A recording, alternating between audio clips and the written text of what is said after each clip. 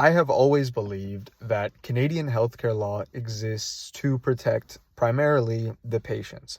Now, to many Canadians, this may seem obvious, but this is due to the way the problem is being framed. A deeper dive into the actual issue shows that healthcare law is much more complex. Policy and public discussion have framed this belief about healthcare law to be patient-centered empowerment and patient rights. Now, this isn't necessarily absent from healthcare law, but it doesn't show the whole picture. This framing exists because of the patient-centered language used by media, news outlets, even the Canadian government by referring to Canadians and their families, for example.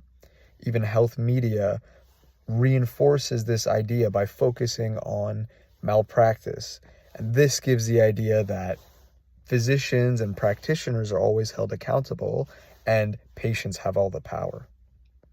In this video, healthcare law refers to malpractice law, consent law, and the regulatory structures involved in governing medical care. Because of this framing, which shapes public perception on what healthcare law is designed to do, it's easy to assume that patient protection is the primary focus. Now, the legal reality. Healthcare law exists to protect patients from unreasonable conduct, not necessarily any harm that may befall the patient. The concept of duty of care dictates that providers have a legal obligation to provide treatment so long as it meets the standards of care that are previously determined and expected. Now, this does not guarantee perfect outcomes. Negligence is when the care falls below this established accepted standard.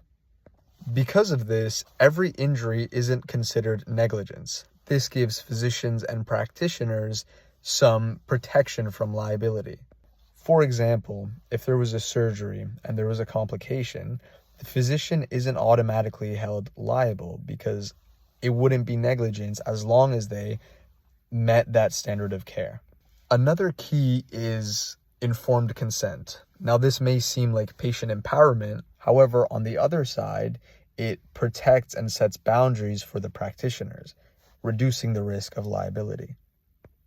In fact, a whole organization exists to protect and help these practitioners, the Canadian Medical Protective Association, CMPA.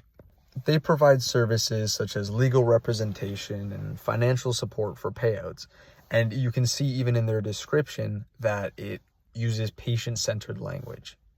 The CMPA protects physicians and practitioners from overwhelming liability, managing risks instead of just compensating patients. Even structural level designs reflect regulations instead of patient individual rights. Even the Canada Health Act doesn't exist just to give direct services to every individual.